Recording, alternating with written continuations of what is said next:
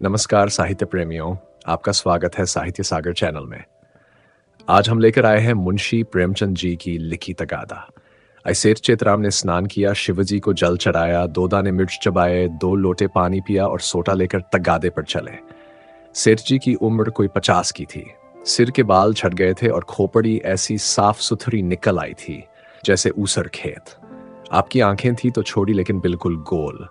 चेहरे के नीचे पेट था और पेट के नीचे टांगें, मानो किसी पीपे में 2 मेखें गाड़ दी गई हो। लेकिन यह खाली पीपा न था, इसमें सजीवता और कर्मशीलता कूट कूट कर भरी हुई थी। किसी बाकीदार असामी के सामने इस पीपे का उछलना कूदना और पैंतर बदलना देखकर किसी नट का चिगिया भी लज्जित हो जाता। ऐसी आंखें लाल पीली करते, ऐसे गरजते कि दर्शकों की भीड़ लग जाती थी। उन्हें कंजूस तो नहीं कहा जा सकता, क्योंकि जब वह दुकान पर होते तो हर एक भिखमंगे के सामने एक कौड़ी फेंक देते। हाँ, उस समय उनके माथे पर कुछ ऐसा बल पड़ जाता, आंखें कुछ ऐसी प्रचंड हो जाती, नाक कुछ ऐसी सिकुड़ जाती कि भिखारी फिर उनकी दुकान पर ना आता। लहने का बाप तगादा है, इस सिद्धांत के वह अन्य भक्त थे। जलपान करने के बाद संध्या तक वह बराबर तगादा करते रहते थे। इसमें एक तो घर का भोजन बचता था, दूसरे असामियों के माथे दूध, पूरी, मिठाई आदि पदार्थ खाने को मिल जाते थे। एक वक्त का भोजन बच जाना कोई साधारण बात नहीं है। एक भोजन का एक आना भी रख लें तो केवल इसी मद में उन्होंने अपने 30 वर्षों के महाजनी जीवन में कोई 800 रुपये बचा लिए थे। फिर लौटते समय दूसरी बेला के लिए भी दूध, दही, तरकारी, ईंधन मिल जाते। बहुधा संध्या का भोजन भी न करना पड़ता था, इसलिए तगादे से न चूकते थे। आसमान फटा पड़ता हो, आग बरस रही हो, आंधी आती हो, पर सेठ जी प्रकृति के अटल नियम की भांति तगादे पर जरूर निकल जाते। सेठानी ने पूछा, भोन? सेठ जी ने गर्ज कर कहा, नहीं, सांझ का आने पर देखी जाएगी। सेठ जी के एक किसान पर 5 रुपये आते थे। महीने से दुष्ट ने सूद ब्याज कुछ न दिया था और न कभी कोई सौगात लेकर हाजिर हुआ था। उसका घर 3 कोस से कम न था, इसलिए सेठ जी टालते आते थे। आज उन्होंने उसी गांव चलने का निश्चय कर लिया। आज बिना दुष्ट से रुपये लिए न मानूंगा, चाहे कितना ही रोए घिघियाए। मगर इतनी लंबी यात्रा पैदल करना निंदास्पद था। लोग कहेंगे, नाम बड़े दर्शन थोड़े। कहलाते सेठ, चलते हैं पैदल, इसलिए मंथर गति से इधर उधर ताकते, राहगीरों से बातें करते चले जाते थे कि लोग समझें वायु सेवन करने जा रहे हैं। सहसा एक खाली इक्का उनकी तरफ जाता हुआ मिल गया। इक्केवान ने पूछा, कहाँ लाला, कहाँ जाना है? सेठ जी ने कहा, जाना तो कहीं नहीं है, 2 पड़ग तो और है, लेकिन लाओ बैठ जाएं। इक्के वाले ने चुभती हुई आंखों से सेठ जी को देखा। सेठ जी ने भी अपनी लाल आंखों से उसे घूरा। दोनों समझ गए, आज लोहे के चने चबाने पड़ेंगे। इक्का चला। सेठ जी ने पहला वार किया, कहाँ घर है मियाँ साहब? घर कहाँ है हुजूर, जहां पढ़ रहा हूं वहीं घर है। जब घर था तब था, अब तो बेघर बेदर हूं, और सबसे बड़ी बात यह कि बेपर हूं। तकदीर पर काट लिए, लडूरा बनाकर छोड़ दिया। मेरे दादा नवाबी में चकलेदार थे हुजूर, 7 जिले के मालिक, जिसे चाहे तोपदम कर दें, फांसी पर लटका दें। निकलने के पहले लाखों की थैलियां नजर चढ़ जाती थीं हुजूर। नवाब साहब भाई की तरह मानते थे। एक दिन वह थे, एक दिन यह है कि हम आप लोगों की गुलामी कर रहे हैं। दिनों का फेर है। सेठ जी को हाथ मिलाते ही मालूम हो गया, पक्का फिकैत है, अखाड़ेबाज, इससे पेश पाना मुश्किल है। पर अब तो कुश्ती बद गई थी, अखाड़े में उतर पड़े थे। बोले, तो ये कहो कि बादशाही घराने के हो, यह सूरत ही गवाही दे रही है। दिनों का फेर है भाई, सब दिन बराबर नहीं जाते। हमारे यहां लक्ष्मी को चंचला कहते हैं, बराबर चलती रहती है। आज मेरे घर, कल तुम्हारे घर। तुम्हारे दादा ने रुपए तो खूब छोड़े होंगे।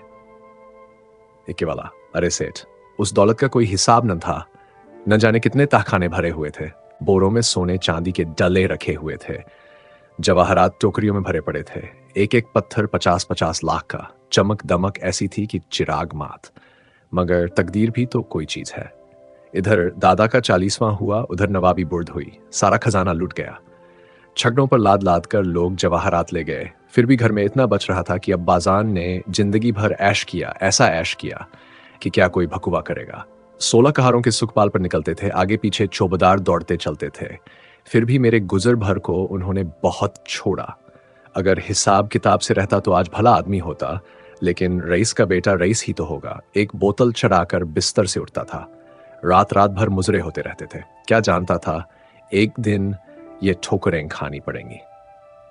सेठ, अल्लाह मियाँ का शुक्र करो भाई कि ईमानदारी से अपने बाल बच्चों की परवरिश तो करते हो।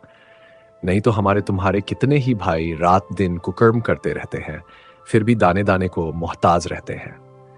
ईमान की सलामती चाहिए, नहीं दिन तो सभी के कट जाते हैं। दूध रोटी खाकर कटे तो क्या, सूखे चने चबाकर कटे तो क्या। बड़ी बात तो ईमान है।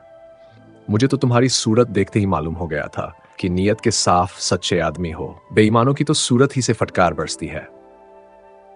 इक्के वाला, सेठ जी आपने ठीक कहा कि ईमान सलामत रहे तो सब कुछ है। आप लोगों से 4 पैसे मिल जाते हैं, वही बाल बच्चों को खिला पिलाकर पड़ रहता हूं। हुजूर, और इक्के वालों को देखिए तो कोई किसी मर्ज में मुब्तला है, कोई किसी मर्ज में। मैंने तोबा बोला, ऐसा काम ही करे कि मुसीबत में फंसे। बड़ा कुनबा है हुजूर, माँ है, बच्चे हैं, कई बेवाएं हैं और कमाई यही इक्का है। फिर भी अल्लाह मियाँ किसी तरह निभाए जाते हैं। सेठ, वह बड़ा कारसाज है खां साहब, तुम्हारी कमाई में हमेशा बरकत होगी। इक्के वाला, आप लोगों की मेहरबानी चाहिए। सेठ, भगवान की मेहरबानी चाहिए, तुमसे खूब भेंट हो गई। मैं इक्के वालों से बहुत घबराता हूं, लेकिन अब मालूम हुआ अच्छे बुरे सभी जगह होते हैं। तुम्हारे जैसा सच्चा दीनदार आदमी मैंने नहीं देखा। कैसी साफ तबीयत पाई है तुमने की वाह। सेठ जी की ये लच्छेदार बातें सुनकर इक्के वाला समझ गया कि ये महाशय परले सिरे के बैठकबाज हैं। ये सिर्फ मेरी तारीफ करके मुझे चकमा दिया चाहते हैं। अब और किसी पहलू से अपना मतलब निकालना चाहिए। इनकी दया से तो कुचले मरना मुश्किल है, शायद इनसे भय से कुचले मरूं। बोला, मगर लाला ये न समझिए कि मैं जितना सीधा और नेक नजर आता हूं उतना सीधा और नेक हूं भी। नेकों के साथ नेक हूं, लेकिन बुरों के साथ पक्का बदमाश हूं। यो कही आपकी जूतियां सीधी कर दूं, लेकिन किराए के मामले में किसी के साथ रियायत नहीं करता। रियायत करूं तो खाऊं क्या। सेठ जी ने समझा था, इक्के वाले को हत्थे पर चढ़ा लिया, अब यात्रा निर्विघ्न और निःशुल्क समाप्त हो जाएगी। लेकिन यह आलाप सुना तो कान खड़े हुए। बोले, भाई रुपए पैसे के मामले में मैं भी किसी से रियायत नहीं करता, लेकिन कभी कभी जब यार दोस्तों का मामला आ पड़ता है तो जक मारकर दबना ही पड़ता है। तुम्हें भी कभी कभी बल खाना ही पड़ता होगा। दोस्तों से बेमुरावती तो नहीं की जाती। इक्के वाले ने रूखेपन से कहा, मैं किसी के साथ मुरावत नहीं करता। मुरावत का सबक तो उस्ताद ने पढ़ाया ही नहीं। एक ही चंचूल हूं, मजाल क्या कि कोई एक पैसा दबा ले। घरवाली तक को तो मैं एक पैसा देता नहीं, दूसरों की बात ही क्या है। और इक्के वाले अपने महाजन की खुशामद दरवाजे पर खड़े रहते हैं। हाँ, महाजनों को भी धता बताता हूं, सब मेरे नाम को रोते हैं। रुपये लिए साफ डकार गया। देखें अब कैसे वसूल करते हो बच्चा, नालिश करो, घर में क्या धरा है जो ले लोगे। सेठ जी को मानो जूड़ी चढ़ाई। समझ गए ये शैतान बिना पैसे लिए ना मानेगा। जानते कि विपत्ति गले पड़ेगी तो भूलकर भी इक्के पर पाव न रखते। इतनी दूर पैदल चलने में कौन पैर टूटे जाते थे। अगर इस तरह रोज पैसे देने पड़े तो फिर लेन देन कर चुका। सेठ जी भक्त जीव थे। शिवजी को जल चढ़ाने में जब से होश संभाला, एक नागा भी ना किया। क्या भक्त वत्सल शंकर भगवान इस अवसर पर मेरी सहायता न करेंगे। इष्टदेव का सुमिरन करके बोले, खौ साहब और किसी से चाहे न दबो, पर पुलिस से तो दबना ही पड़ता होगा, वह तो किसी के सगे नहीं होते। इक्के वाले ने कहा, मारा कभी नहीं, उनसे उल्टे और कुछ न कुछ वसूल करता हूं। जहां कोई शिकार मिला, छत सस्ते भाड़े बैठाता हूं और थाने पर पहुंचा देता हूं। किराया भी मिल जाता है और इनाम भी। क्या मजाल की कोई बोल सके। लाइसन नहीं लिया आज तक, लाइसन। मजे में सदर में इक्का दौड़ाता फिरता हूं, कोई साला छू नहीं कर सकता। मेले ठेलों में अपनी खूब बनाती है। अच्छे अच्छे माल चुनकर कोतवाली पहुंचाता हूं। वहां कौन किसी की दाल गलती है, जिसे चाहे रोक ले। 1 दिन 2 दिन 3 दिन 20 बहाने हैं। कह दिया शक था कि यह औरत को भगाए लिए जाता था। फिर कौन बोल सकता है। साहब भी छोड़ना चाहे तो नहीं छोड़ सकते। मुझे सीधा न समझिएगा, एक ही हरामी हूं। सवारियों से पहले किराया तय नहीं करता, ठिकाने पर पहुंचकर 1 के 2 लेता हूं। जरा भी ची चपड़ किया तो आस्तीन चढ़ा पैंतरे बदलकर खड़ा हो जाता हूं। फिर कौन है जो सामने ठहर सके। सेठ जी को रोमांच हो आया। हाथ में एक सोटा तो था, पर उसका व्यवहार करने की शक्ति का उनमें अभाव था। आज बुरेफफ से न जाने किस मनहूस का मुंह देखकर घर से चले थे। कहीं ये दुष्ट उलझ पड़े तो 10-5 दिन हल्दी सोंठ पीना पड़े। अब से भी कुशल है, यहां उतर जाऊं, जो बच जाए वही सही। भीगी बिल्ली बनकर बोले, अच्छा अब रोक लो खां साहब, मेरा गांव आ गया। बोलो तुम्हें क्या दे दूं? इस इक्के वाले ने घोड़ी को एक चाबुक और लगाया और निर्दयता से बोला, मजूरी सोच लो भाई। तुमको न बैठाया होता तो 3 सवारियां बैठा लेता, तीनों 4-4 आने भी देते तो 12 आने हो जाते, तुम 8 ही आने दे दो। सेठ जी की बधिया बैठ गई। इतनी बड़ी रकम उन्होंने उम्र भर इस मद में नहीं खर्च की थी। इतनी सी दूर के लिए इतना किराया वह किसी तरह न दे सकते थे। मनुष्य के जीवन में एक ऐसा अवसर भी आता है जब परिणाम की उसे चिंता नहीं रहती। सेठ जी के जीवन में यह ऐसा ही अवसर था। अगर आने 2 आने की बात होती तो खून का घूंट पी कर दे देते, लेकिन 8 आने के लिए कि जिसका द्विगुण एक कलदार होता है, अगर तू मैं ही नहीं हाथापाई की भी नौबत आए तो वह करने को तैयार थे। ये निश्चय करके वह दृढ़ता के साथ बैठे रहे। सहसा सड़क के किनारे एक झोंपड़ा नजर आया। इक्का रुक गया। सेठ जी उतर पड़े और कमर से एक दुअन्नी निकालकर इक्केवान की ओर बढ़ाई। इक्केवान ने सेठ जी के तेवर देखे तो समझ गया ताव बिगड़ गया। चाशनी कड़ी होकर कठोर हो गई। अब ये दांतों से लड़ेगी, इसे चुबल कर ही मिठास का आनंद लिया जा सकता है। नम्रता से बोला, मेरी ओर से इसकी रेवड़ियां लेकर बाल बच्चों को खिला दीजिएगा, अल्लाह आपको सलामत रखे। सेठ जी ने एक आना और निकाला और बोले, बस अब जबान नहीं लाना, एक कौड़ी भी बेसी न दूंगा। इक्के वाला, नहीं मालिक, आप ही ऐसा कहेंगे तो हम गरीबों के बाल बच्चे कहां से पलेंगे? हम लोग भी आदमी पहचानते हैं हुजूर। इतने में झोंपड़ी में से एक स्त्री गुलाबी साड़ी पहने पान चबाती हुई निकल आई और बोली, आज बड़ी देर लगाई। ये कायक सेठ जी को देखकर, अच्छा आज लालाजी तुम्हारे इक्के पर थे, फिर आज तुम्हारा मिजाज काहे को मिलेगा?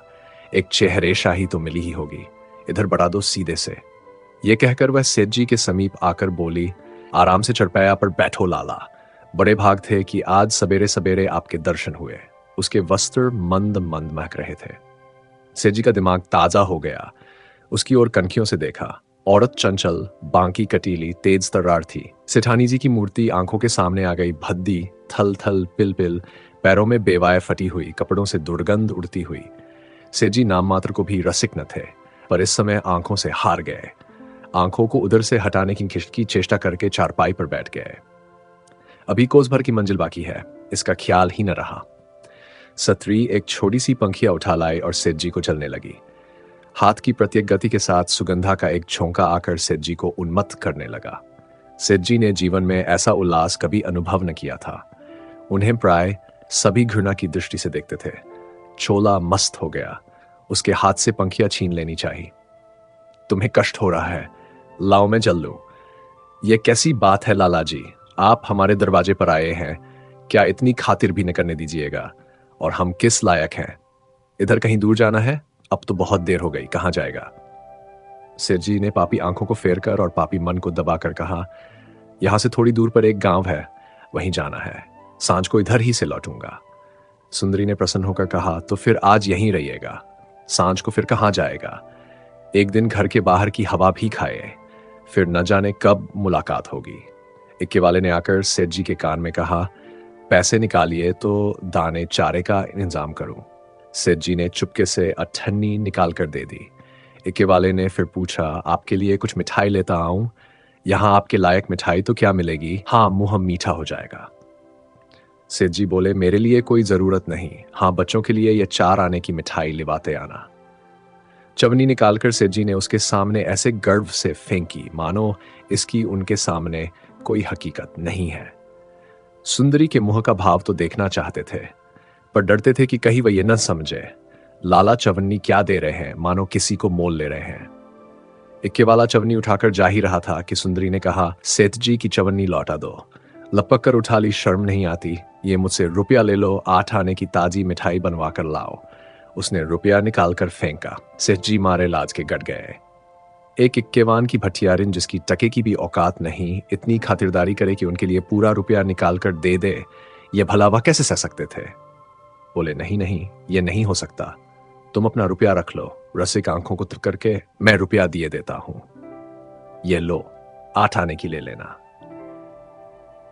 इक्केवान तो उधर मिठाई और दाना चारे की फिक्र में चला, इधर सुंदरी ने सेठ से कहा, वह तो अभी देर में आएगा लाला, तब तक पान तो खाओ। सेठ जी ने इधर उधर ताकर कहा, यहां तो कोई तंबोली नहीं है। सुंदरी उनकी ओर कटाक्षपूर्ण नेत्रों से देखकर बोली, क्या मेरे लगाए पान तंबोली के पानों से भी खराब होंगे? सेठ जी ने लज्जित होकर कहा, नहीं नहीं, ये बात नहीं, तुम मुसलमान हो ना? सुंदरी ने विनोद में आग्रह से कहा, खुदा की कसम, इसी बात पर मैं तुम्हें पान खिलाकर छोड़ूंगी। यह कहकर उसने पानदान से एक बीड़ा निकाला और सेठ जी की तरफ चली।